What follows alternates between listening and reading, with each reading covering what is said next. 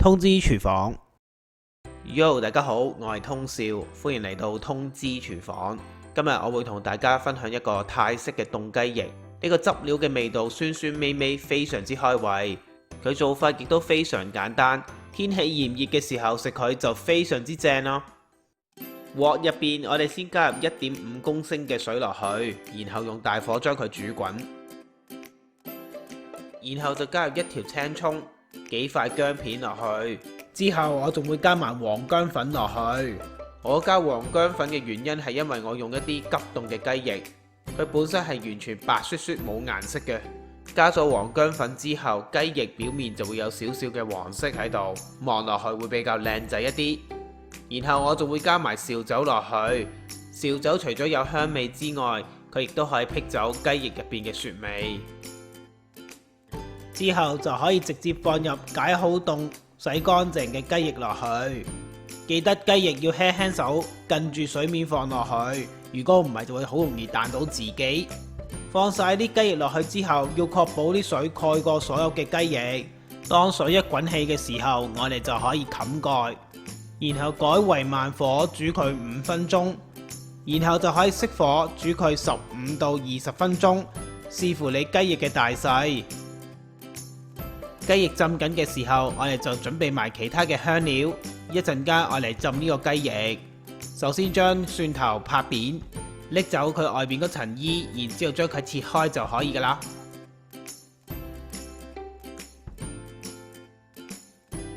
另外紅葱頭，將佢頭部同埋根部切走，然後將佢外邊嗰層衣切走埋，再將佢切開，咁就搞掂啦。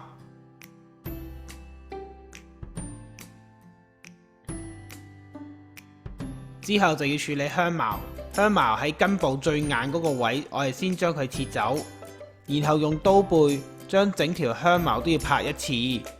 香茅拍過嘅話，佢香味容易釋出。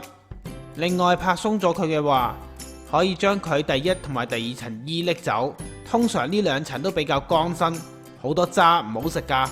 我哋要食嘅話，就食佢入邊中心嘅位最嫩嗰部分。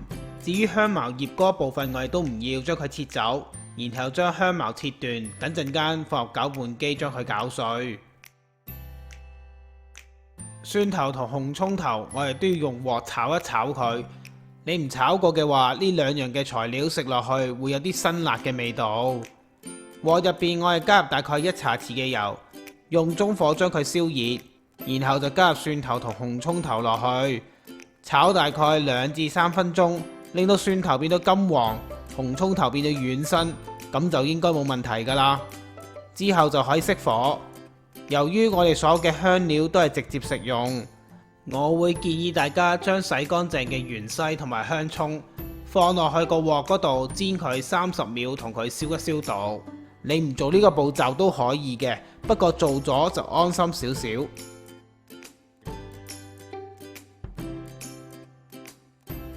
然後將所有嘅香料放喺一個攪拌機入邊，然後就將啲香料攪碎佢，打咗5到10秒左右就停一停，檢查一下睇啲香料有冇切碎。如果冇嘅話，就重複呢個步驟，直至所有嘅香料都打成為碎片為止。啲香料切碎晒就可以噶啦，唔需要打得太過幼滑嘅。如果你冇攪拌機嘅話，咁你就要嘥多少少時間，用刀將佢哋切碎。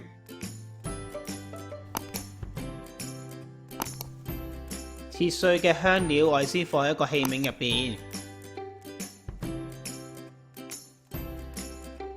然後就加入指定份量嘅調味料落去，整成一個浸雞嘅汁。而喺調味料入邊嘅青檸嗰部分，你哋先將1半嘅青檸加咗落去攪勻，再試一試味先。按照住自己嘅口味，逐少咁樣將剩翻落嚟嘅青檸汁慢慢一路加落去，一路試味，直到你覺得夠酸就可以停噶啦，唔需要一定要落晒。甚至如果你覺得唔夠酸嘅話，可以再加多啲都得嘅。雞翼煮好咗之後，我哋就要將佢放喺一啲可以直接飲用嘅冰水入邊，然之後浸佢15分鐘，令到所有嘅雞翼完全冷卻為止。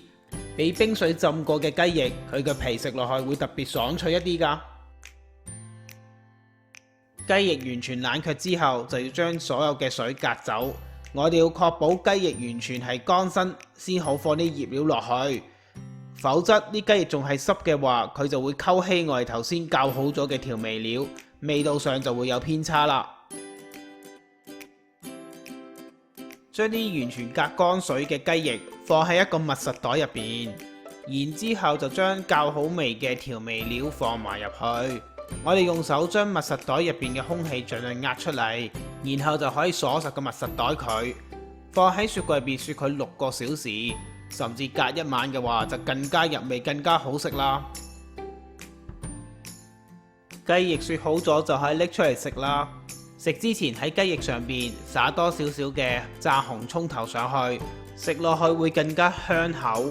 然後將嗰啲浸雞嘅調味料滗啲上嚟，然之後淋上喺雞翼上邊，食落去會更加好味。然後亦都可以撒啲葱粒上去，等佢望落去更加靚仔。同佢整色整水一輪之後，我哋就可以食噶啦。呢個泰式嘅凍雞翼完全唔辣，食落去酸酸味味，無論大人小朋友都非常之適合。食嘅時候你仲可以點一啲泰國嘅辣雞醬，食落去會更加有風味噶。最後嘥多你30秒提提你，食材嘅份量已經寫咗出嚟啦，睇唔切嘅話就喺上述嘅網址重溫。要知道我啲食材用咩牌子嘅話，就睇睇呢個短片嘅煙火。睇晒成條片都仲有嘢唔明嘅話，歡迎你嚟到我 Facebook 嘅專頁或者 YouTube 呢度留言俾我。如果大家中意我嘅短片，希望你會俾個 like 同埋 share 俾你身邊嘅朋友，仲要訂閱我嘅頻道支持下我。訂閱完之後記得要撳埋隔籬個鐘仔，咁樣你先會收到我最新嘅通知噶。我哋下次再見啦，拜拜。